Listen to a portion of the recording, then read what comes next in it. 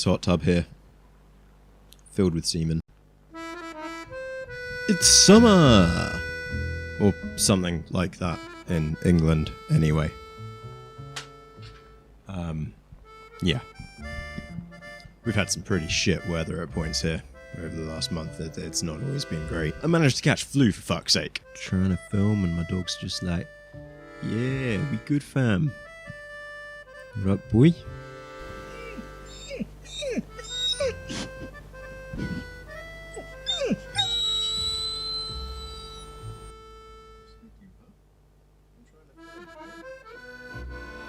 I'm trying to film, Dante. I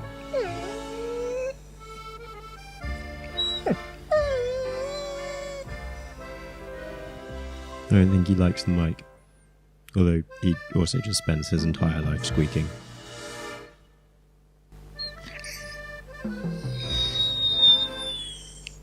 Need to film, okay? I want to do stuff. I've got people being dickheads to talk about.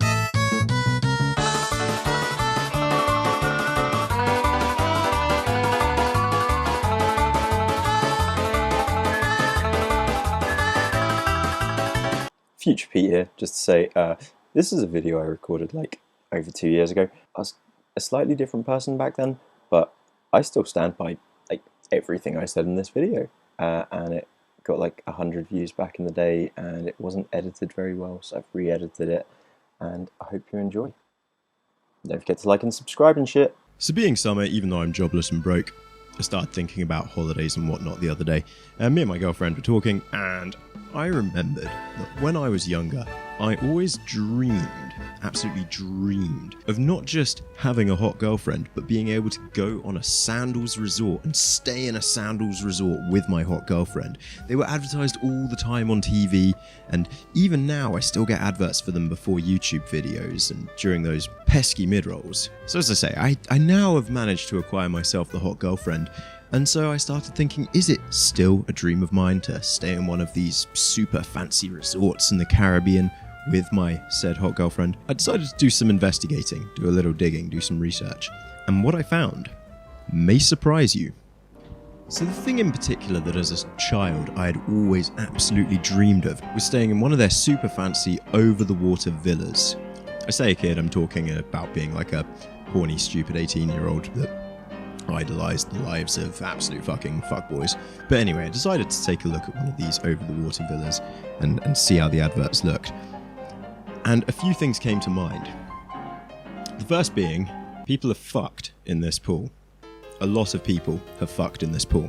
A lot of people have probably fucked on this decking. A lot of people have definitely fucked on this fancy, like, what is it? A hammock, a trampoline over the water, that bed behind it, the swinging bed. If I stayed there, I'd be fucking on all of those things. I mean, like 10 years ago. Now I wouldn't be able to stay here because every single square inch of one of these surfaces has been fucked upon, if not ejaculated on itself. Footballers, movie stars, rich daddies, fuckboys who have loads of money and no brains. All these sorts of people have had massive fucking orgies. People like Dan Bilzerian, I guarantee he's had an orgy in one of these villas, spraying his fucking load all over the show.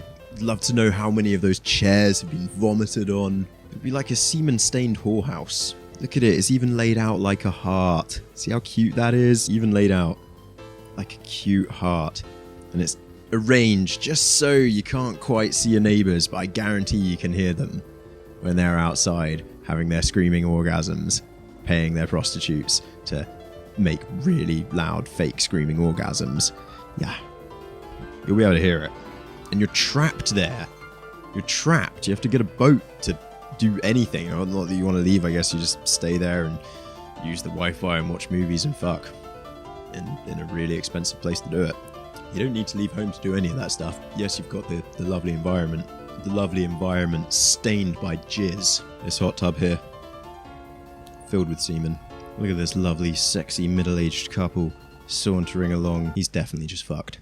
So I thought I'd check out a bit more about Sandals, having decided that their over-the-water experience certainly wasn't for me anymore. And looking at their website, something very quickly started to stand out to me. Let's take a tour of some of their most prestigious hotels. Look at this pristine, beautiful beach that locals used to enjoy that has now been completely privatized. Here we see what appears to be a local man, no longer enjoying the beach, but simply working hand on foot to bring his lords and masters champagne in this heat.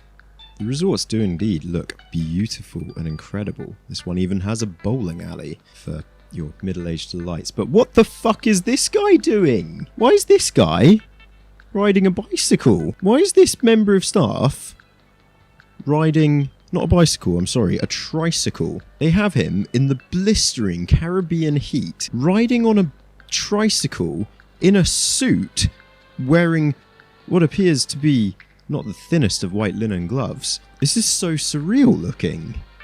Look at this gorgeous, sexy millennial couple enjoying the pool. Another gorgeous, sexy, yet again white couple enjoying the pool. You get a view of some of the rooms. They are indeed beautiful. The location is gorgeous. Let's check out another one of their hotels. Here we see another white couple being served by another black man in a very hot looking suit. I'm assuming it's hot based upon the clothes that the white couple are wearing. Now this particular hotel is actually the Royal Plantation Hotel, so that you can live up your favourite sort of colonial fantasies to the max. This hotel actually offers its own unique butler service. All the hotels offer butler service, but this one is exclusively only butler service. So if you go to this hotel, you won't get a maid. No. You'll get your very own butler. Now, what you might be able to guess from this is that all the people working here as serving staff or butlers or maids are locals. But upon doing some research, it seems that they are paid around $2 an hour. It's like being in a nightmare you can't wake up from. $2 an hour. Staying at this particular resort can cost more than $1,500 a night. The people working here, the locals, working at this resort, are being paid, on average, $2 an hour, and you're paying thousands of dollars to stay there a night. Seems fair, doesn't it?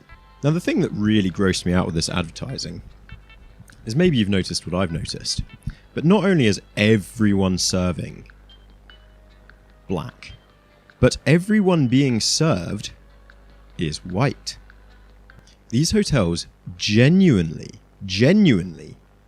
advertise themselves to a white upper privileged class. This advertising is clearly racist.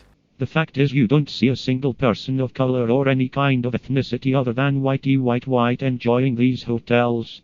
And yet you see plenty of black people in suits, in maids' outfits, working away in the sun for what are effectively their white masters.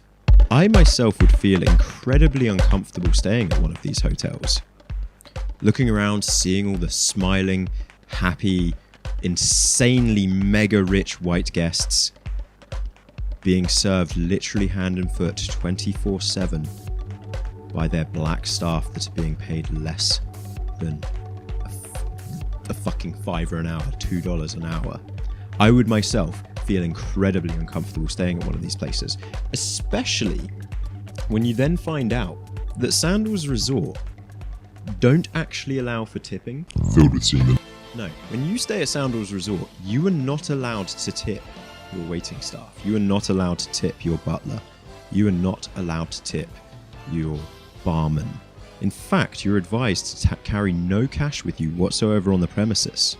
Now, part of the reason for this is because over the years, there have been a number of times where after receiving tips, employees of the hotel realizing they could make a lot more money from the customers in the space of a single night than they ever could working at this hotel for their entire lives, decide to rob customers staying at these hotels.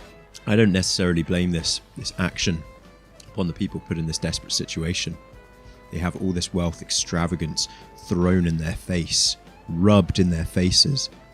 The beaches that their grandparents got to spend their entire lives walking and playing on, stripped away from them. And the people enjoying these facilities aren't even allowed to give them donations from their heart. And so when people do, these people end up getting robbed and jacked or killed or worse. It's fucked up. Looking at Glassdoor, I could actually find a review from what appears to be a local. Disgusting company. Doesn't recommend neutral outlook, disapproves of CEO. I worked at Sandals Resort full-time for more than a year.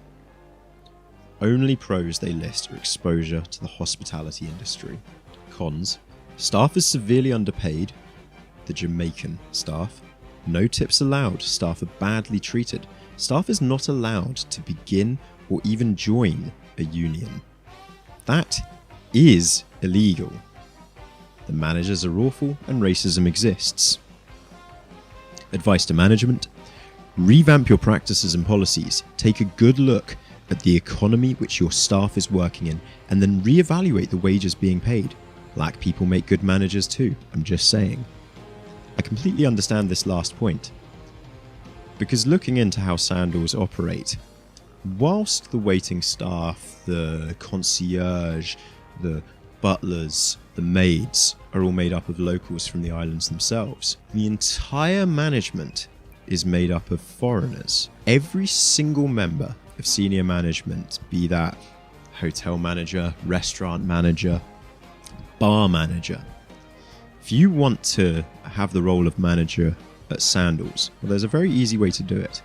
Get yourself a degree in a Western country. I, looking up Sandals recently, found a whole number of jobs, all for management positions. You simply need any UK degree, or American degree, or European degree for that matter. The point of this is it is a very legal way of preventing locals without access to university from ever managing to acquire one of these positions in management. A very, very clever, legal, insidiously evil and disgustingly reprehensible way. Locals would make good managers. These fucking cunts just want all the money. For those of you who are younger like myself, you may not remember some of the controversies that Sandals have actually gone through. So looking them up, I actually found out that it was only in 2004 that they allowed the very first gay couple to be allowed to stay at a Sandals resort. Yes, Sandals are fucking homophobic.